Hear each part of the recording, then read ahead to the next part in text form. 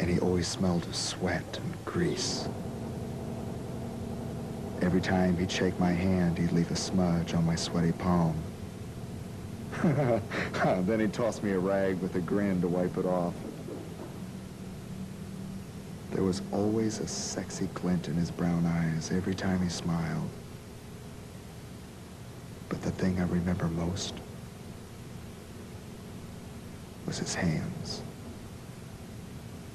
They were big, like the rest of his body. When I was in college, I bought myself a truck. Tom offered to look it over to make sure it was in good condition. He said to come over after business hours so he could teach me a few things about hard bodies. I knew what he meant by the grin on his face and the look in his eye.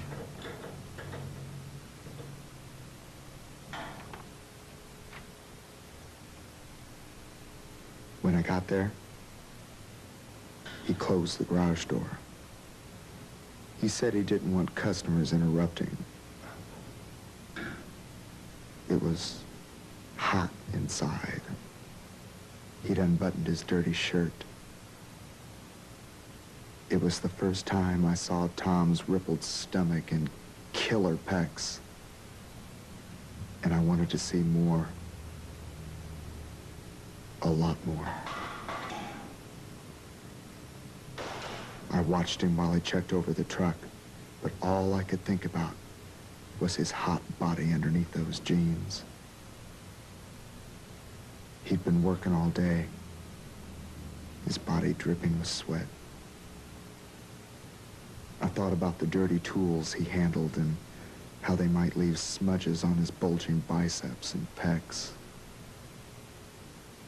Without realizing it, I was staring at him. He caught me staring, and then the whole thing started. He was the first cock teaser I ever met, grinning and eye-fucking me. I thought I was going to shoot my load right then and there. He just drove me nuts. I watched,